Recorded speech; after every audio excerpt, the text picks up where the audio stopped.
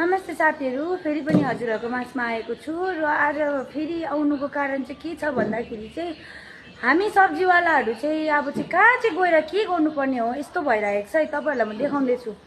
हेर्नुस्, मान्छेकोमा पैसा नभएर हो कि हेर्नुस् त यस्तो बिजोक हामीहरुले यसरी सब्जीहरु फ्याल्नु परिरहेको छ हो। हामीलाई यहाँनिर यो व्हाइट हलमा सारेपछि त झन् एकदमै हामीहरु डुबिसकेको छौं हो। यहाँनिर हामीले ट्याक्स चाहिँ सानो तिर्नु पर्दैन, हामीले ट्याक्स के को तिर्नुपर्छ, गाडी बेस तिर्नुपर्छ। हामीहरूले यो लाइसेन्स रिन्यू गर्दाखेरि पनि पैसा हाम्रो नभएको पनि 4-5 हजार जान्छ, प्लस हामीले महिनाको ट्याक्स पनि तिर्नुपर्छ 600 रुपैयाँ हैन।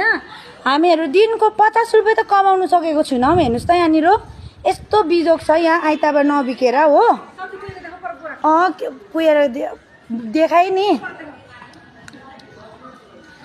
यस्तो यस्तो हैन।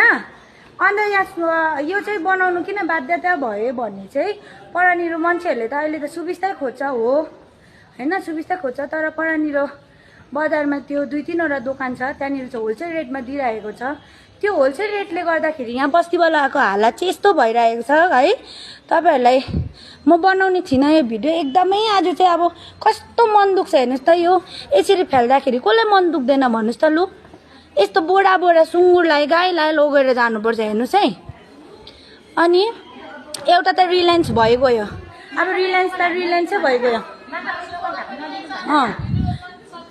रिलायन्स भइगयो। परानिर 2-3 वटा दोकान छ, त्यहाँनिर होलसेल रेटले दिन्छ है। हामीहरू बस्तीवालाहरू यति साह्रो एउटा 10 रुपैयाँ बेच्नु पनि यहाँनिर हामीलाई साह्रो परिरहेको छ। प्लस भाइचाको दोकान मुनि सबै सब्जी नै बेच्दैछ भनिदिनु नि। भन्नुहोस् त बढी भाइचाको दोकान मुनि सबै सब्जी नै सब्जी बेचिदिन्छ, अन्त मान्छे यता आउँदैन, सबै त्यहीँ किन्छ। भोटिया बस्तीतिर होइन। त्यहाँदेखि प्लस अहिले चाहिँ बस्तीवालाहरू मात्र तलाएर बस्दिन्छ कि बस्तीवालाहरूलाई पनि यहाँ मुनि तलाई नै तपाईँहरूले हाल्नु पर्यो, किनभने हामीहरू ट्याक्स मोडी तिर्नु। त्यहाँदेखि उनीहरूले चाहिँ फ्रीली हप्ताभरि बेच्नु पाउँछ, त्यो पनि मजाले बेचेर जान्छ है। अब हुनु त बस्तीवालाहरू हो ठिकै छ, हामी पनि त सिलगढीको मात्रै त राख्दैन नि त। यहाँनिर हेर्नुहोस् त कति बस्तीको कुहिरहेको छ। अब यो प्याज बेगर भात पाक्दैन, सब्जी पाक्दैन। आलु यो बस्तीको हो, रमेर पनि बस्ती सिलगढी हामी आइटम राख्छ होइन। बोल्न हौ हेर्नु म यस्तो भइरहेको छ साथीहरू। हेर्नुहोस् मेरो दोकान हेर्नुहोस्, यहाँ मेरो दोकान यस्तो कहिले हुन्थेन, जहिले खाली हुन्थ्यो होइन।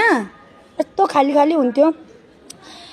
यति साह्रो परिरहेको छ, यति साह्रो परिरहेको छ होइन। अब हामी चाहिँ कहाँ चाहिँ गएर अब चाहिँ सटकमा गएर बेच्नुपर्छ होला हामीहरू सब्जी है। गाडीको त्यस्तो सटकमै बेच्नुपर्छ। अब चाहिँ हो कि होइन भन्नु त, सटकमा त मान्छे झर्छ नि त, सटकमै गएर बेच्नुपर्छ हो कि होइन भन्नु त मेरा नाना। अनि अन्त कति गुनासो छ हो। चेकिङमा आउँछ भन्छ, खै चेकिङमा आएको हामीहरूले त्यत्रो पैसा तिरेर लाइसेन्स रिन्यू गरिसक्यो, खै चेकिङमा आएको छैन। तर अब यो भिडियो चाहिँ म चाहिँ नि हेर्नु जहाँ कता पुग्छ त्यता पुगोस्।